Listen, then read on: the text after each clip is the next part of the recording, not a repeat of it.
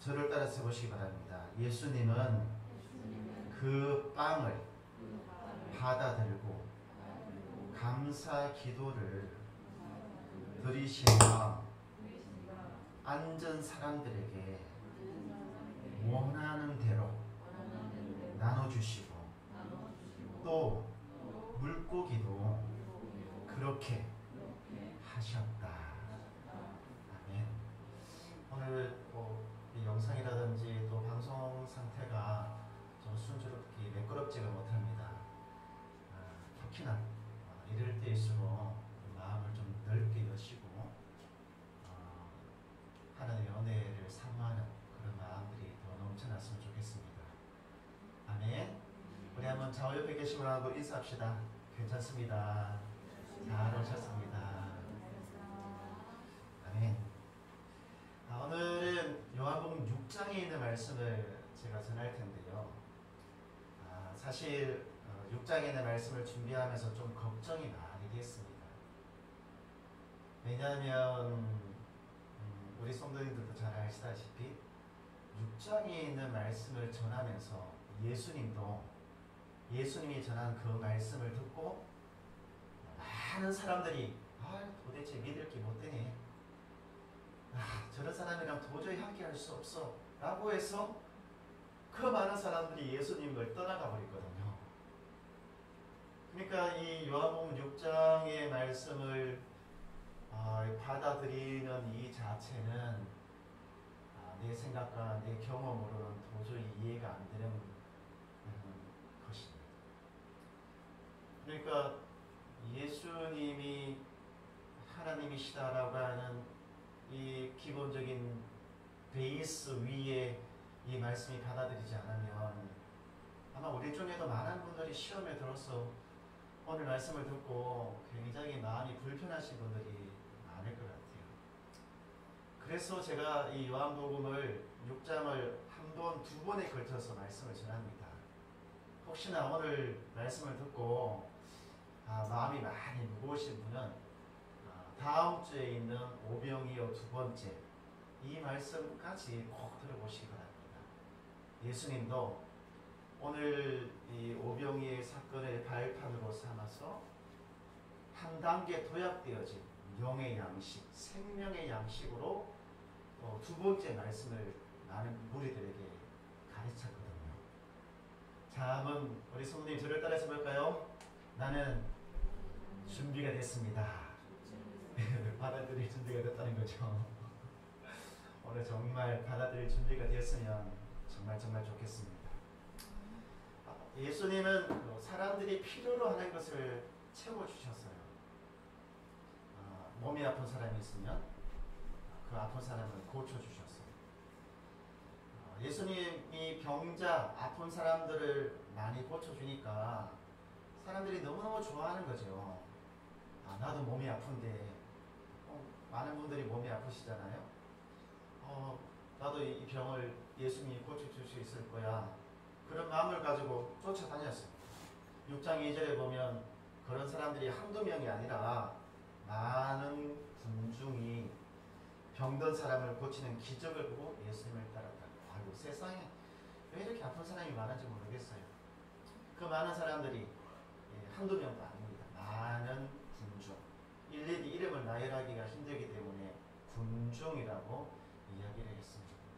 성경에서 군중이라고 말을 할 때는 특별하게 믿음이 있는 사람들을 가리키는 것이 아닙니다. 내가 필요하니까 예수님을 쫓아가고 내가 필요하니까 예수님과 함께하는 이 사람들을 군중이라고 이야기를 하죠. 이 사람들은 몸이 아프니까 예수님을 쫓아다녔던 것입니다. 혹시나 예수님이 나의 병을 고쳐주지는 않을까, 그런 기대감을 가지고 쫓아다녔던 것이죠. 그래서 우리 성도님, 어떤 기대감, 희망 이런 것과 믿음은 다른 것입니다.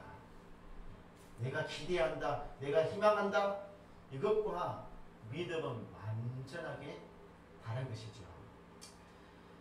또한 예수님은 배가 고픈 사람들에게는 음식을 공급해 주었어요. 만약에 예수님이 이 땅에서 이 요한복음 6장과 같은 사건을 다시금 일으킨다면 이 땅에 아마 굶주림 때문에 사람들이 죽어가지는 않을 것입니다. 그런데 문제는 뭐냐면 너무 판이 커졌다는 거예요. 사람들이 많이 왔고 이 사람들이 한 5천 명 정도 되는데 남자만 5천 명이에요. 여자까지 합치면 10,000명, 아이들까지 합치면 15,000명. 와, 진짜 뭐 아이돌 둘째가 나오면 쏠을 정도로 많은 분들이 쫓아왔는데 이 사람들이 예수님께 병고침을 받고 주의 말씀을 듣고 집으로 들어가야 되는 이 시간대가 저녁 시간인 거예요. 예수님 마음속에 생각했어요. 저 사람들한테 한 끼의 밥이라도 먹여서 집에 가게끔 해야 되겠다. 그 마음이 너무 예쁘잖아요. 아름답잖아요.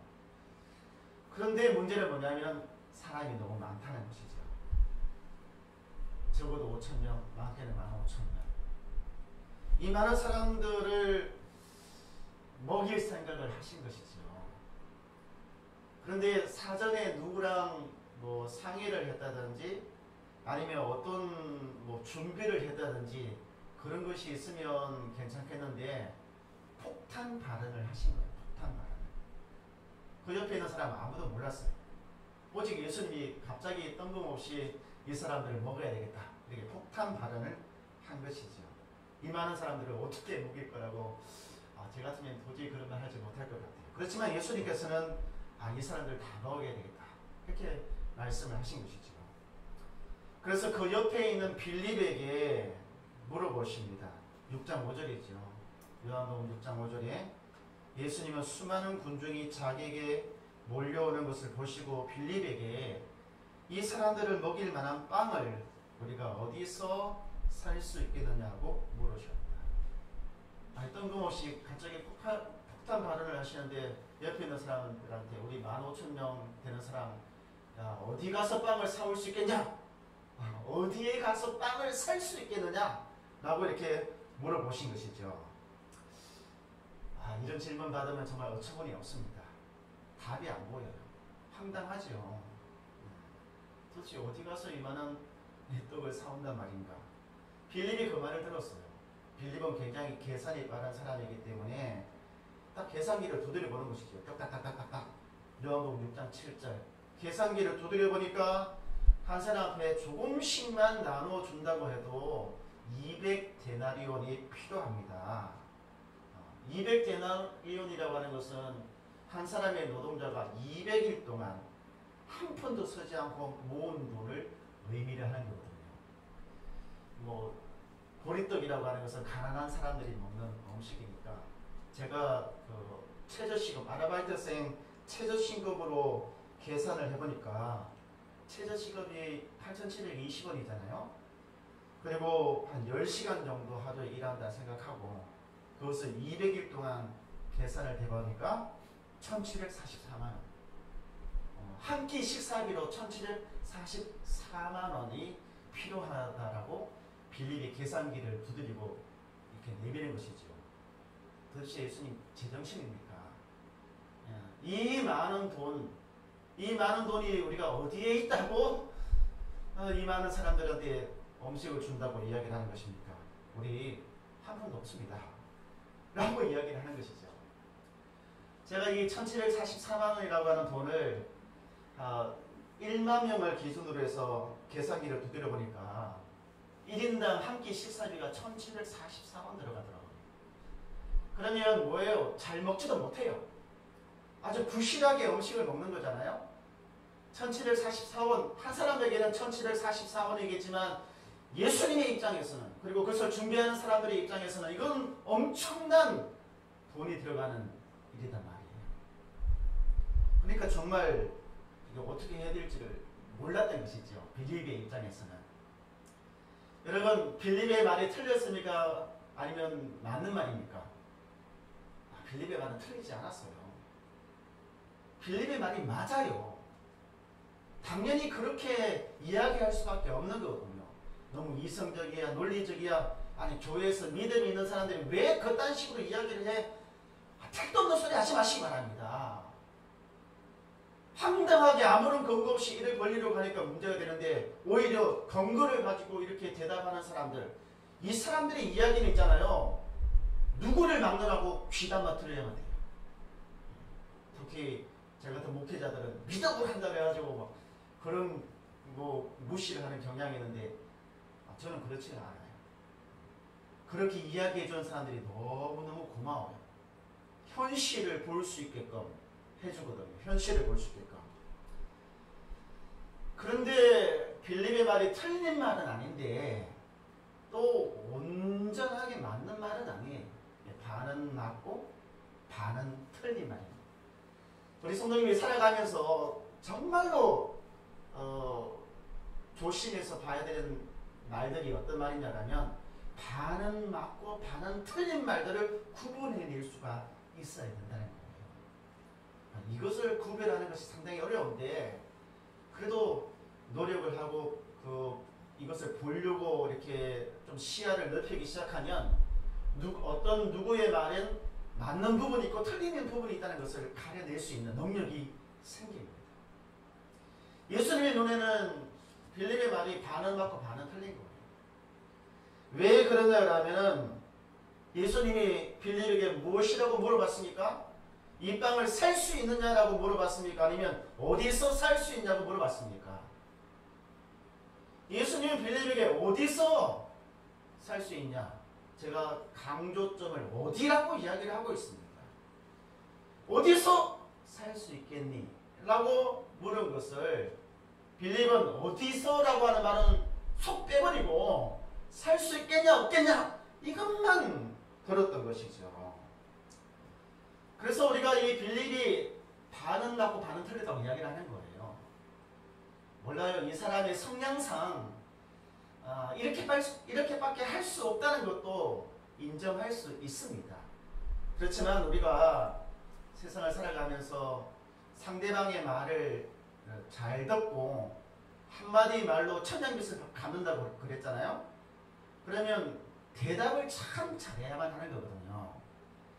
만약에 제가 빌립에게 그래도 조금 더 좋은 대답을 이렇게 입에다가 집어넣는다고 하면 이렇게 대답하라고 할 것 같아요.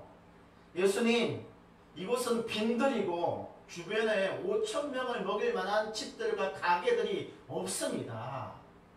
그러니까 어디라고 하는 말을 분명하게 먼저 이야기하고 그리고 우리 돈도 없습니다 라고 이야기를 했다면 조금 예수님의 질문에 조금 접근한 그런 대답이 되었을 것입니다. 그리고 이 빌립의 말은 결정적으로 잘못된 것이 있습니다. 그것이 뭐냐면 예수님의 intention, 다시 말하면 의도를 명확하게 파악하지 못했다는 거예요. 빌립의 눈은 있잖아요. 현실은 정말 기가 막히게 잘 보는 사람이에요. 현실의 시세의 흐름, 이것은 정말 기가 막히게 잘 보는 사람임에도 불구하고 보지 못하는 것이 뭐냐면 예수님의 마음에 있는 심중의 생각, 예수님의 마음에 있는 심중의 계획을 보지 못한다는 거예요. 세상 많은 사람들이 다 똑같아요. 세상의 흐름에 눈이 밝으면 밝을수록 예수님의 마음에 있는 심중의 생각과 계획에 대해서는 무감각한 사람들이 너무나 많다는 거예요. 혹시 이 자리에 그런 분들이 계시다면 두 가지를 다 갖추시기 바랍니다. 세상을 보는 눈과 예수님의 심중의 생각을 읽어내는 이 눈, 이 두 가지를 다 갖추시게 되기를 주의로 축원드립니다. 자, 왜 그러냐라면 요한복음 6장 6절에 있는 말씀을 보시기 바랍니다.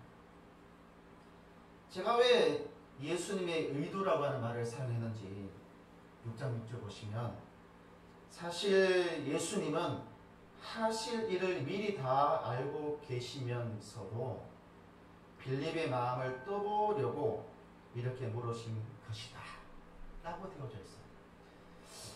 여기 보면 의도라고 하는 단어가 우리 이 한국어 성경에는 잘 나타나고 있지 않잖아요. 근데 영어 성경 NIV라든지 다른 성경에 보면 intention이라고 하는 단어가 등장해요. intention. NIV 성경만 보더라도 intention, 의도라고 하는 이 단어가 등장을 하고 있다는 거예요.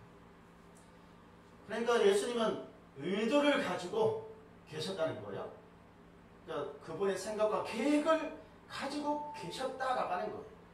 예수님께서 답이 없고 생각이 없이 그냥 무턱대고 어떤 이야기를 하시는 분이 아니다라고 하는 거예요. 의도라고 하는 것이 무엇입니까? 계획이죠. 무엇인가를 하려고 하는 계획, 또 무엇인가를 하려고 하는 생각, 이것을 의도라고 말씀을 하고 있는 것이죠. 그러니까 이 안드레 같은 경우는 이 예수님의 의도를 좀 부족하지만 빌립보다는 조금 더 그 의도를 알고 있었다는 거예요. 그래서 어떻게 합니까? 안드레가 빌립은 계산기를 두드리는 반면에 안드레 같은 경우는 어디서라고 하는 이 단어에 이 중점을 두고 그 한 아이가 가지고 있는 보리떡과 물고기를 누구에게로 가져가는 것입니까? 예수님께로 가져가요. 왜 예수님께 가져갑니까? 그것을 예수님께 살 수 있기 때문에, 그것을 예수님께로부터 공급받을 수 있기 때문에 그것을 예수님께로 가져가는 것이죠. 자, 그러면 보도록 하겠습니다. 요한복음 6장 9절에 있는 말씀. 여기 보면 여기에 보리떡 5개와 작은 물고기 2마리를 가진 어린 아이가 있습니다. 한 아이가 있습니다. 그러나 그것을 가지고 어떻게 이 많은 사람을 먹일 수 있겠습니까? 그러니까 이 안드레는 빌립과 다르게 어디서라고 하는 말에 중점을 두고 그것을 예수님께로 가져가서 예수님께로 가져가서 예수님과 이렇게 거래를 하는 거예요. 거래를. 어떻게 하냐면 이런 뜻입니다. 주님, 저한테 이 아이가 준 이 물고기와 보리떡이 있는데 내가 예수님께 이것을 드리고 이 많은 사람들이 먹을 수 있는 그 음식을 내가 살 수 있겠습니까? 라고 물어보는 것이죠. 여러분 한번 생각해 보시기 바랍니다. 물고기 2마리와 보리떡 5개를 이게 주면서, 물고기 주면서 5,000명이 먹을 수 있는 그 많은 양을 내가 살 수 있겠습니까? 라고 물어보는 거예요. 세상에 저는 이 광경을 보면서 있잖아요. 세상에 이런 거래, 수상한 거래, 이상한 거래는 세상에도 없다는 거예요. 이거는 바보가 아닌 이상 물고기 2마리랑 보리떡 5개를 바꿔서 5,000명이나 되는 사람들한테 줄 양식을 맞바꾸는 사람이 어디에 있겠습니까? 그럼 불가능하잖아요. 불가능. 근데 안드레가 지금 그것을 요청을 하고 있는 것이죠. 왜요? 왜 이 바보 같은 요청을 한 것입니까? 그것은 그분께서 그 일을 하겠다고 의도하고 있기 때문에 요청을 하고 있는 거예요. 정말 다른 사람들이 보기에는 멍청한 거래, 이상한 거래라고 보일지 모르겠지만 예수님의 관점에서는 나의 의도랑 딱 맞는 거래를 요청하고 있는 이 안드레를 보고 있는 것이죠. 제가 한번 계산을 해봤습니다. 떡이 5개면 1만 명을 기준으로 하면 1,000배가 더 많아져야 돼요. 물고기 같은 경우는 2,500배가 더 많아져야 되는 것이죠. 세상에 1개를 두고 1,000개를 받고 말이죠. 또 2,500배를 받는 이런 장사, 이런 거래, 이거 해볼 만하잖아요. 그죠? 근데 이 안드레가 예수님의 의도를 꿰뚫어 보고 정말 기가 막힌 거래를 요청을 한 것입니다. 근데 사실 예수님의 제자 안드레도 이런 말을 하면서 주님, 이거 물고기 2마리랑 보리떡 5개인데 5,000명이 먹을 수 있는 음식이랑 맞바꿉시다. 사겠습니다. 라고 말을 하면서도 본인도 있잖아요. 자기도 그런 말을 하면서 이건 말이 안 된다는 거 알고 있어요. 여기 한번 봐보시기 바랍니다. 이 많은 사람은 먹일 수 있겠습니까? 그 말을 하면서도 웃음이 나오는 거예요. 웃음이. 그렇지 않겠습니까? 말이 안 되는 거리잖아요. 그럼에도 불구하고 참 이 안드레가 이렇게 용기를 낼 수 있었던 이유가 뭐냐면 예수님의 인텐션, 그분의 의도가 거기에 있었기 때문이라는 사실을 꼭 기억하시기 바랍니다. 그래서 우리가 믿음의 사람들을 보면요, 참 예수님의 그 인텐션, 의도를 이렇게 깨뜨려 보는 사람들은 참 그 하나님이 하시는 일들 때문에 웃음이 가끔씩 나요. 정말 웃음이 막 나거든요. 아니 말도 안 되는데 진짜 어떻게 세상에 어떻게 그런 일들이 이렇게 고백을 하는 사람들이 상당히 많이 있다는 거예요. 안드레가 지금 그런 경우인 것이지요. 안드레는 예수님의 그 인텐션, 의도를 깨뜨려 보고 자신이 할 수 있는 그 최선을 다했어요. 그러니까 자기가 그 문제를 다 해결하려고 하지도 않았고 또 할 수도 없을 뿐만 아니라, 그렇지만 자기가 할 수 있는 최선을 다하여서 예수님 앞에 물고기랑 부리떡을 가지고 온 거예요. 이제 누가 반응을 해야 되겠습니까? 예수님이 반응을 하셔야 돼요. 예수님이 어떻게 반응을 하고 있습니까? 안드레의 이 거래 제안에 예수님이 어떻게 반응을 하고 있습니까? 요한복음 6장 11절에 있는 말씀에 보면 이렇게 되어져 있습니다. 예수님은 그 빵을 받아들고 감사 기도를 드리신 다음 앉은 사람에게 원하는 대로 나눠주시고 또 물고기도 그렇게 하셨다. 그러니까 그것을 받아들고 예수님께서 5,000명을 먹일 수 있는 그 양식을 어떻게 만들고 계시는가 라고 하는 거예요. 여기 보니까 그 빵을 받아들고, 그 빵이 뭡니까? 조금 전에 한 아이를 통하여서 안드레에게 전달되어져서 예수님에게 오게 된 물고기와 그 보리떡, 그 빵을 받아들고 어떻게 했다고 말씀하고 있습니까? 감사 기도를 드렸다는 거예요. 어떻게? 이것을 들고서, 하늘을 향하여 들고서 감사 기도를 드렸다는 거예요. 아마 많은 사람들이 이따위 행위로 어떻게 사람들을 먹일 수 있단 말이야.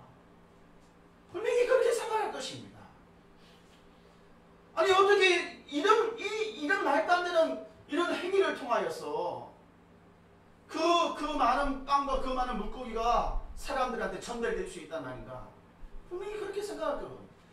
직접 눈으로 본 수많은 사람들도 저와 동일한 생각들을 했을 거고, 아마 이 자리에 앉아있는 사람들과 동일한 생각을 했을 거예요. 그렇지만 예수님은 그 빵을 들고 감사 기도를 드린 다음에 그것을 제자들에게 나눠주고, 제자들은 또다시 많은 사람들에게 나눠주고도 12광주리가 남았다라고 성경은 기록을 하고 있다라고 하는 것이죠. 여기에 참 우리가 이해할 수 없는 부분들이 있는 것이죠.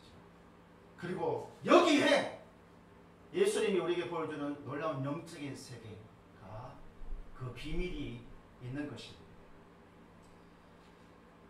우리 성도님들의 눈에는 이렇게 빵을 받아들고 이렇게 감사 기도를 드리는 예수님의 모습이 어떻게 보이십니까? 어떻게 보이셔요? 어떤 형식적인 기도처럼 보이십니까? 아니면 오늘 미치광이가 그렇게 하는 것처럼 보이십니까? 저의 눈에는 있잖아요, 좀 다르게 보이더라고요. 이 예수님의 모습이. 저의 눈에는 어떻게 보이느냐 하면 하늘의 창고를 열고 계시는 예수님의 모습으로 보였어요. 그의 손에 들려져 있는 물고기와 보리떡이 하늘의 창고를 여는 열쇠로 보이고 있죠. 제가 왜 이런 말을 할 수 있느냐 하면 요한복음 6장 32절, 예수님께서 그렇게 말씀하시기 때문에 그렇습니다. 여기 보면 내가 분명히 말하지만 하늘에서 양식을 내려 너에게 준 것은 모세가 아니다.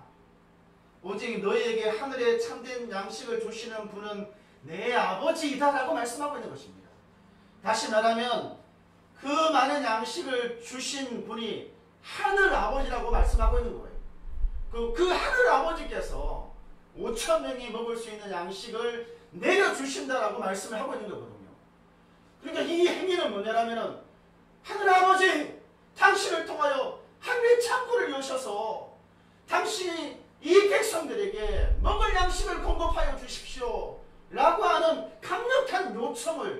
예수님께서 하고 있는 것이에요.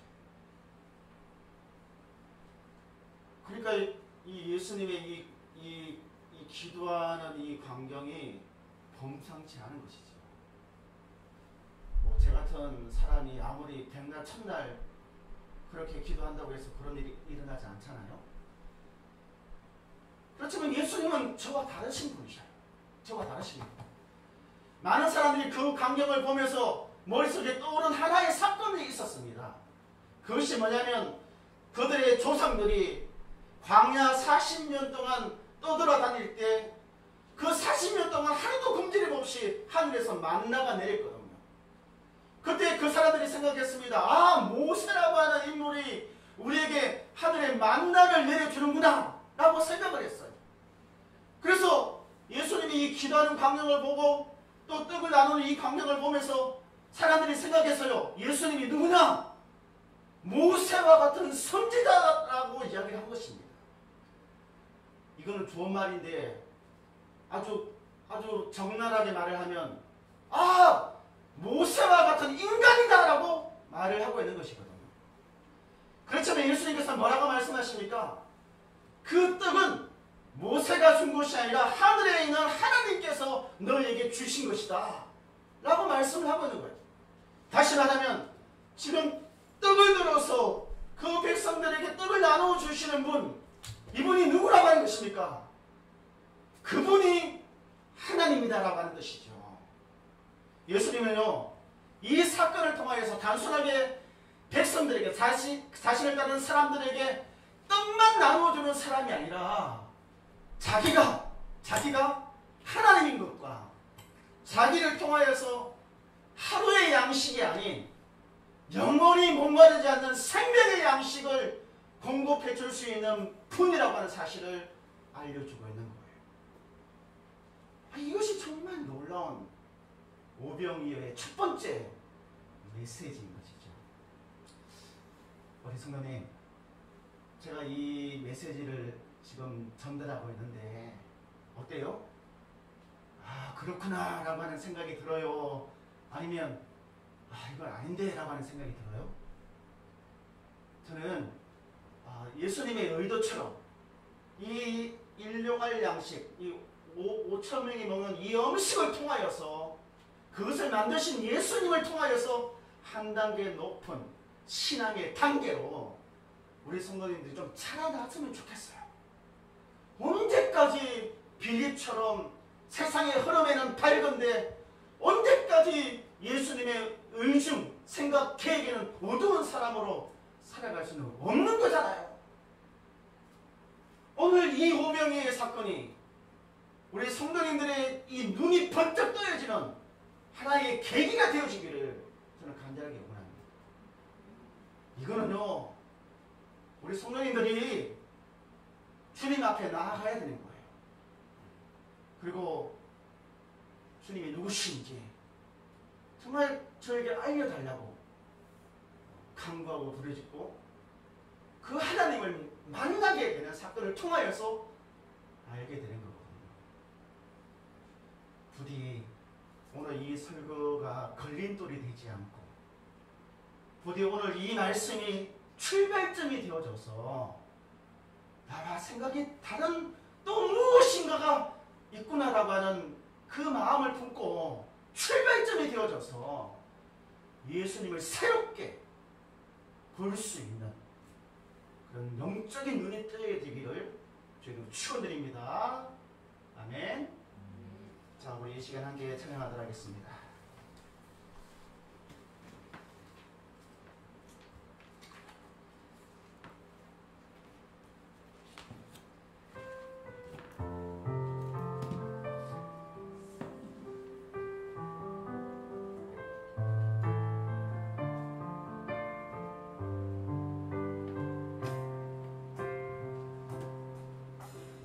저물어 갈 때 힘들어서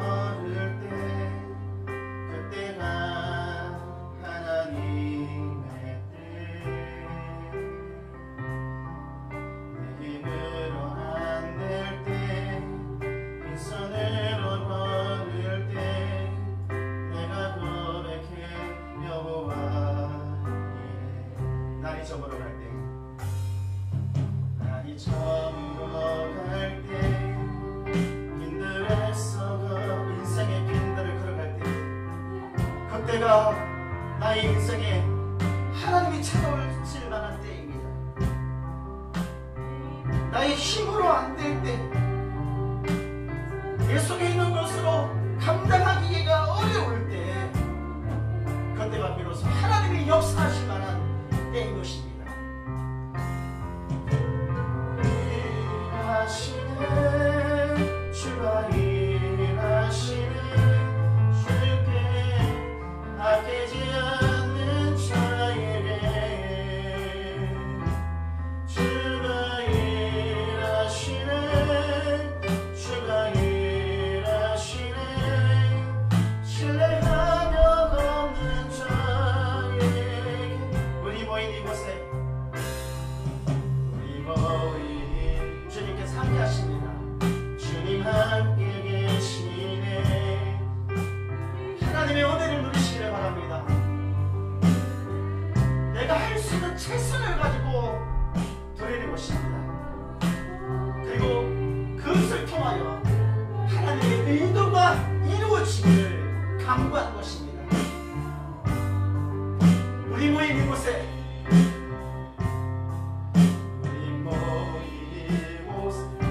내가 모든 것을 다 하려고 하지 마십시오. 할 수 있는 것만큼 하고 그분께 맡기는 것입니다. 떡감을 고기 내 모든 걸 드릴 때 모두 고백해 여호와. 주님께서 이러십니다. 주가 일하시네 주가 일하시네 주께 아끼지 않는 자에게 주가 일하시네 주가 일하시네 신뢰하며 가는 자 고백합시다. 주님께서 일하십니다. 주가 여러분 인생 가운데 일하십니다. 주가 일하시네 주께 아끼지 않는 자에게 할렐루야. 주가 일하시네 주가 일하시네 신뢰하며 가는 자에게. 이 시간 기도하기를 원합니다. 여러분이 주님 앞에서 여러분이 할 수 있는 일들을 최선을 다하여 행하셨다면 그것이 어떤 일이 되든지, 비록 그런 노력과 그런 몸부림 속에서 다 해결되지 못했다고 하더라도, 해결할 수가 없다고 하더라도 이제는 주님께 맡기십시오. 주님께서 일하십니다. 우리가 정말 관심 있게 봐야 되는 것은 내가 가진 것이 아니라, 내가 무엇이 없다 있다가 아니라 예수님 그 심중의 의도, 그것을 바라볼 수 있는 그 눈을 갖는 것입니다. 이제는 세상을 보는 눈과 이 하나님의 심중을 바라보는 이 두 가지의 눈을 우리 성도님들이 갖게 되기를, 그래서 우리를 통하여서 하나님께서 일하실 수 있도록 우리가 함께 기도했으면 좋겠습니다. 기도하겠습니다. 우리 성도들에게 안내와 같은 눈을 다여 주십시오. 예수님의 의도 무엇을 하고자 하시는지, 그 많은 것들을 어디에서 구할 수 있는지, 세상이 아닌 그 예수님께로부터, 사랑이 아닌 하나님께로부터 구할 수 있다고 하는 사실을, 그게 시선을 바꾸고 방법을 바꾸고 방향을 바꾸면서 살아갈 수 있도록 도와주시오. 지금 이 세상에서 많은 문물을 두고 정말 힘겹게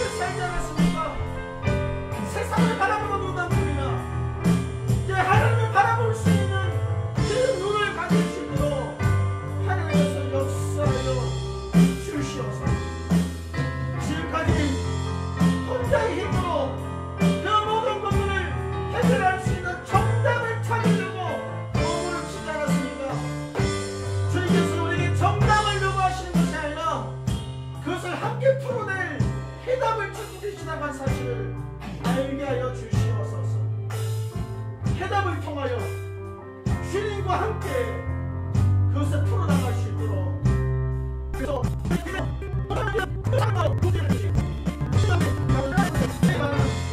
해답들을 찾아갈 수 있도록 도와주시옵소서. 혹시 영적인 문제가 간다면 영적인 해답을 찾게 해주시고, 또 세상의 물질적인 문제가 간다면 또 물질적인 정답들을 찾아갈 수 있도록 주님께서 우리를 허락하여 주시옵소서. 오늘 많지 않은 것을 비로소 주님 앞에 올려드립니다. 주님, 이것으로 충분하겠습니까? 세상 어떤 것으로 구입할 수 없고 살 수 없고 요구할 수 없는 그것을 내가 가진 것으로 주님 앞에 요청합니다. 주님, 이것으로 충분하시겠습니까? 주께서 내 손에 있는 오병이어를 주님의 손에 들리고 주께로 사용하신다면 능히 가능한 줄로 믿습니다. 오늘 우리 성도들 이 말씀을 듣고 한 사람도 걸림돌에 걸려서 넘어지지 않게 해주십시오. 한 단계도 올라갈 수 있도록 일용할 영의 양식, 일용한 육의 양식을 먹고 평생을 살아갈 수 있는 영의 양식을 공급받을 수 있는 시간이 되게 하여 주시옵소서. 살아계신 하나님, 이 시간 각 사람의 심령의 문을 여시고 하루의 양식을 위하여 살아가는 사람이 아니라 영원하도록 영생을 주시는 그 하늘의 양식을 사모하며 살아가는 당신의 백성이 되게 하여 주시옵소서.